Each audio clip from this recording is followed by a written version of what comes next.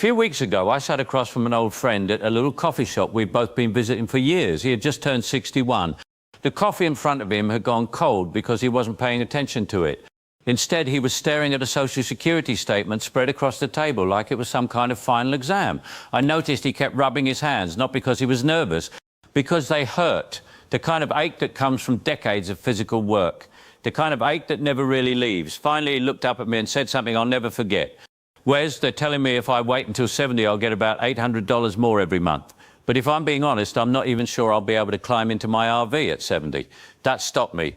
Because my friend isn't lazy. He's not looking for an excuse. He's a carpenter. He spent decades on ladders, scaffolding, rooftops and construction sites. His knees have paid a price for every paycheck he's ever earned. And in that moment, I realized something. The calculator doesn't know any of that. The software sees numbers. It sees life expectancy tables. It sees break-even ages. It sees projected returns. What it doesn't see is the human being sitting in front of me. It doesn't see the surgeries. It doesn't see the arthritis. It doesn't see the exhaustion. It doesn't see the dreams someone has been postponing for 40 years because they were busy working. That's the problem with the way Social Security gets discussed. Most people frame it as a math problem. And math is comforting. Math gives us clean answers. Life rarely does. The financial industry loves to talk about break-even ages. They'll tell you to compare claiming at 62 versus 67 versus 70. They'll show charts, graphs, percentages. They'll calculate the age where waiting produces more total lifetime income. And all of that information is useful, but it's incomplete. Because retirement isn't lived on a spreadsheet, it's lived in a body that ages, a body that changes, a body that sometimes has very different plans than the ones you made 20 years earlier. So today, I want to walk through something important, not just the math, the reality, the things most calculators leave out, the traps people fall into, the hidden costs, and most importantly, how to make a decision that actually fits your life. Because if you're somewhere between 55 and 65 right now, trying to figure out when to claim Social Security, you're not alone. And you're definitely not stupid. The system is confusing. The rules are complicated, and there are consequences that most people don't discover until years later. Let's start with the number everybody knows, but very few people fully appreciate. For anyone born in 1960 or later, your full retirement age is 67. That's the benchmark. That's the age where Social Security considers you entitled to your full benefit. Claim before that age and your benefit gets reduced. Claim after that age and your benefit grows. Simple enough.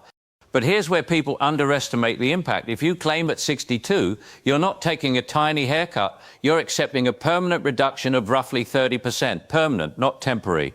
Not for a few years, for life. Imagine your benefit at 67 would have been $2,000 per month. Sounds reasonable. Claim at 62, and suddenly that becomes about $1,400.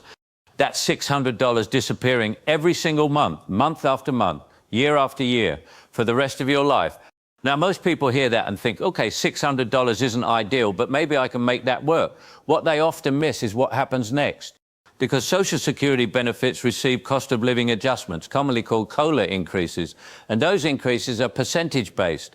That means the larger your base benefit, the larger every future adjustment becomes. A 3% increase on $2,000 adds $60. A 3% increase on $1,400 adds only $42. That may not sound like much, but over 10 years, 15 years, 20 years, the difference becomes enormous. The gap doesn't stay $600. It widens and widens again, like two roads slowly separating from one another. The longer retirement lasts, the bigger the difference becomes. That's the first reality people need to understand. The decision isn't just affecting today's check. It's affecting every future check too. Now, here's something I need to admit. Years ago, I looked at this situation differently. I thought the same thing many financially savvy people think. Why wait? Take the money at 62, invest it, let the market do the work, keep control of your assets, use compound growth to overcome the reduction. On paper, it sounds brilliant. In theory, it absolutely can work. But then I spent years watching real retirees try it. And reality taught me something the spreadsheets never did. Let me tell you about a gentleman I'll call Mark. Mark retired at 62. Smart guy, disciplined investor. He wasn't reckless, he wasn't gambling. He had a plan. Every Social Security dollar he received would be invested. His calculations showed that if the market averaged strong returns, he could potentially come out ahead. The math looked solid. Then life happened. Within a year of retirement, the market declined sharply. Not forever, just long enough to damage a plan that depended on favourable timing. His portfolio fell right when he was withdrawing from it. That's called sequence of returns risk, and it's one of the most dangerous risks retirees face. You don't just need good average returns. You need those returns to happen in the right order. A bad decade at the beginning of retirement can be devastating, even if the following decade is excellent. And while Mark was dealing with market volatility, something else happened. His healthcare costs started climbing. Nothing dramatic, nothing catastrophic, just life, a prescription here, a specialist there, a diagnostic test, physical therapy, a procedure insurance partially covered, one expense at a time. The kind of expenses that slowly drain cash flow. Healthcare inflation has consistently outpaced general inflation for years, and retirees feel that pressure more than anyone. Suddenly, Mark's perfect model wasn't so perfect anymore. The assumptions began breaking down one by one, and through all of it, his Social Security benefit remained permanently reduced. That's when I realized something important. Claiming early so you can invest the difference isn't automatically a bad strategy, but it is a trade, a very specific trade. You're exchanging a government-backed, inflation-adjusted income stream for market risk. You're swapping certainty for possibility. Sometimes possibility wins, sometimes it doesn't. The problem is that many retirees don't recognize the trade they're making. They think they're simply taking control. In reality, they're accepting risks they may not fully appreciate. Market risk, inflation risk, longevity risk, healthcare cost risk, sequence risk, all at the same time. And if you're sitting at 62 feeling burned out, exhausted and desperate to escape a job you no longer love, it's easy to convince yourself you're making a strategic decision when you're really making an emotional one. There's no shame in that. We're human. But it's important to be honest about it, because clarity creates better decisions, and better decisions create better retirements. Now, here's where the conversation becomes even more important, because the choice you make doesn't always affect only you. If you're married, your claiming decision may impact your spouse long after you're gone. Most people don't think about that, but they should. Let me tell you about a couple named John and Sarah. John spent most of his life working in management. Good income, responsible saver, the type of person who kept retirement folders organized years before retirement arrived. He was the higher earner in the household. When he turned 62, he became concerned about Social Security's future. He saw headlines, read articles, watched experts debate funding issues. Eventually, he concluded that collecting early felt safer, so he claimed. Instead of waiting for a larger benefit, he accepted the reduction. At the time, it seemed logical, reasonable, even prudent. Then life took a turn neither of them expected. Years later, John passed away, and suddenly Sarah found herself facing a reality most couples never discuss. The survivor benefit she inherited was based on John's reduced amount, not the larger amount he would have received had he waited. That one decision followed her for the rest of her life. Think about that for a moment. When John filed at 62, he wasn't just making the decision for himself, he was making the decision for Sarah too. The problem is that most people don't see it that way. When we're healthy and active, it's easy to imagine retirement as something we'll experience together for decades. But statistically, one spouse often outlives the other. And when that happens, Social Security becomes more than a monthly check. It becomes a lifeline. A surviving spouse generally receives the larger of the two benefits. That sounds straightforward. But here's the catch. If the higher earning spouse claims early and permanently reduces their benefit, that reduction often follows the surviving spouse for the rest of their life. In other words, a decision made at 62 can echo through a widow's finances at 82. That's not a small consequence, that's enormous. And yet almost nobody talks about it. Most online calculators don't mention it. Most articles barely touch it. Most retirees focus on their own break-even age and never stop to ask a different question. What happens if I'm the first one gone? That question isn't pleasant. I understand that. Nobody enjoys thinking about mortality, but retirement planning isn't about pretending life will unfold perfectly. It's about preparing for the reality that sometimes it won't. Now let's shift gears and talk about one of the most valuable opportunities many retirees accidentally throw away. Financial planners sometimes call it the golden window.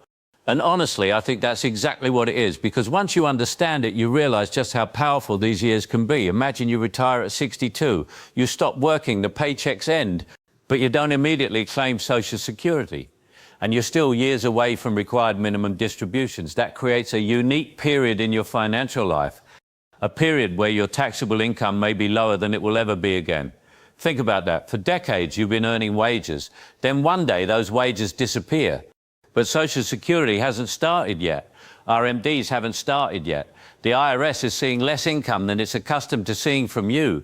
That gap creates opportunity, real opportunity, because lower income years can be ideal years for Roth conversions. Now, I know some people hear the words Roth conversion and immediately want to change the channel. Stay with me. This matters.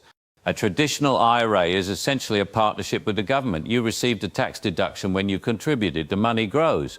But eventually, the IRS wants its share. Every withdrawal gets taxed as ordinary income. A Roth IRA works differently. You pay taxes now. But future growth can be withdrawn tax-free, and that's where the golden window becomes powerful. Suppose you have several $100,000 in a traditional IRA. If you strategically convert portions of that money during lower income years, you may be able to pay taxes at relatively modest rates, maybe 10%, maybe 12%, maybe a little higher, depending on your situation, but potentially much lower than what you might pay later, because later the IRS starts forcing withdrawals. Those withdrawals increase taxable income, which can create all kinds of complications. Higher taxes, higher Medicare premiums, more taxation of Social Security benefits. It's a domino effect. What makes the golden window special is that it gives you options. Options disappear when income stacks on top of income. The moment you start Social Security, another income source enters the picture. Your flexibility shrinks, your tax planning room narrows, the window doesn't slam shut overnight, but it definitely starts closing. And once those years pass, you can't go back and reclaim them. That's why I tell people this period isn't just a stretch of time, it's an asset. An asset every bit as valuable as money sitting in an account. Use it wisely and it can save substantial taxes later. Ignore it and you may spend decades paying more than necessary. Now let's move to another issue almost nobody warns retirees about, because this one catches people completely off guard. I've seen intelligent, responsible retirees sit across from their tax preparer in absolute disbelief after discovering it. Sarah experienced it herself. After John passed away, she expected many challenges, loneliness, adjustment, a different financial reality. Those things made sense. What she didn't expect was a larger tax burden. That seemed impossible. After all, household income had declined. One person was gone, less money was coming in, so why would taxes go up? The answer lies inside a complicated piece of the tax code that most Americans never learn until retirement. It's commonly called the widow's penalty, and it can be brutal. When John was alive, they filed jointly. The tax system treated them as a married household. They benefited from larger deductions, more favorable thresholds, more breathing room. Then John died, and suddenly Sarah became a single filer. Her income didn't magically increase, but her tax treatment changed dramatically. It's one of the strangest realities in retirement. You can make less money and still face more tax pressure, and part of that pressure comes from how Social Security benefits are taxed. Many retirees are shocked to learn that Social Security isn't automatically tax-free. Depending on your income, a portion of those benefits can become taxable. That's where something called provisional income enters the picture. Now, don't worry about memorizing formulas. The important point is simple. The government looks at several income sources together. IRA withdrawals, investment income, part of your Social Security benefit. Then it decides how much of your Social Security becomes taxable. Here's the part that frustrates retirees. The thresholds used in this calculation were established decades ago. Decades. And they were never adjusted for inflation. Think about that. Everything else rises with inflation. Groceries, housing, healthcare, utilities, insurance, almost everything. But these thresholds remain frozen in time. As years passed and incomes increased naturally with inflation, more and more retirees crossed those lines, not because they became wealthy, because inflation pushed them there. That's why millions of retirees today pay taxes on Social Security benefits, even though many never expected to. The system slowly expanded without anyone changing the rules. Inflation did the work. And once Sarah became a single filer, she lost a significant amount of tax breathing room overnight. Suddenly, more of her Social Security became exposed. Suddenly, tax planning became harder. Suddenly, retirement felt more expensive. This is what many planners refer to as the tax torpedo. And trust me, it's not an exaggeration. The reason it's called a torpedo is because it often strikes retirees unexpectedly.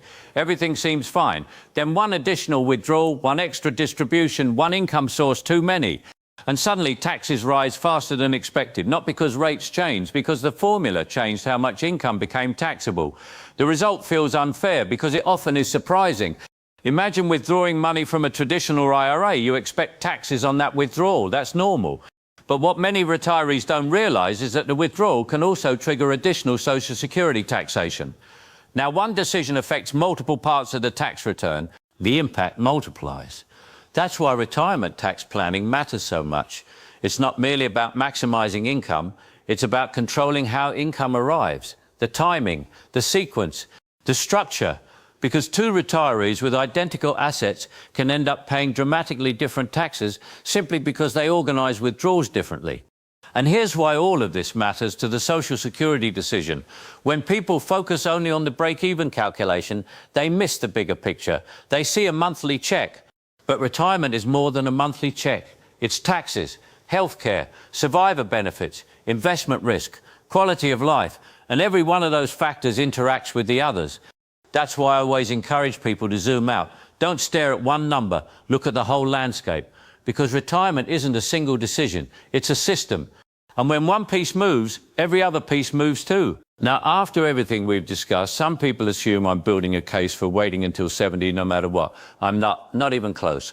In fact, this is where I think the conversation becomes truly important, because spreadsheets can only take us so far. Eventually, we have to talk about life itself.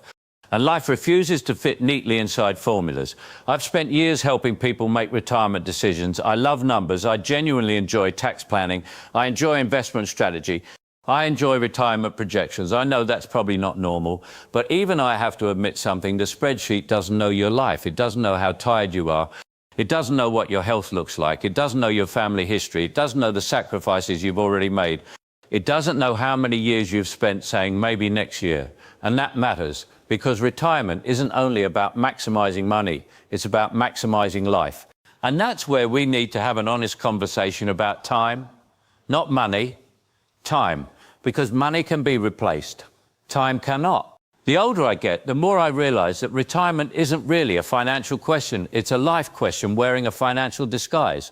And that distinction changes everything. Most retirement researchers describe retirement in stages. Different names exist, but the concept remains remarkably consistent. First come the go-go years, then the slow-go years, and finally the no-go years. The go-go years are usually the years people dream about. Travel, adventure, family visits, road trips, hobbies, experiences, energy, freedom. These are the years when retirement feels like retirement. The slow-go years arrive later. Mobility decreases, energy changes, travel becomes less appealing, comfort begins replacing adventure, priorities shift. Then eventually come the no-go years, the years when health limitations often dictate what is and isn't possible. Now here's the question almost nobody asks: when do you expect your go-go years to happen? Because that's the question that matters, not some theoretical break-even age. Your actual life, your actual body, your actual opportunities. For some people, their go-go years might stretch from 62 to 80. Wonderful. Waiting may make tremendous sense. But for others, maybe not. Maybe decades of physical labour have already taken their toll. Maybe health challenges run through the family. Maybe energy isn't what it once was. Maybe every additional year at work comes at a significant personal cost. Those realities matter a lot. And pretending they don't exist doesn't make you financially sophisticated. It just makes you disconnected from reality. If your healthiest years are happening right now, that's valuable information. If your dream is to travel with your spouse while you both still have the energy to enjoy it, that's valuable information. If your job is slowly draining the joy from your life, that's valuable information. Because retirement planning should support your life, not the other way around. And that's why I want to leave you with two honest questions, not spreadsheet questions, life questions. First, what would you actually do if you claimed benefits earlier? Not theoretically, specifically. Would you travel, spend time with family, reduce stress, protect your health, volunteer, pursue passions you postponed for decades? Be honest. Second, what are you giving up by waiting? Not financially, personally, emotionally, physically, because every decision has a cost. Waiting has a cost. Claiming early has a cost. The goal isn't to eliminate costs. The goal is to choose the cost you're most comfortable paying. And that's why there is no universal claiming age, no magic number. No one-size-fits-all answer, only your answer. The answer that fits your finances, your health, your family, your goals, your reality. And if you take nothing else away from today's conversation, remember this: the best Social Security strategy is not the one that wins on a spreadsheet. It's the one that helps you build the retirement you actually want to live.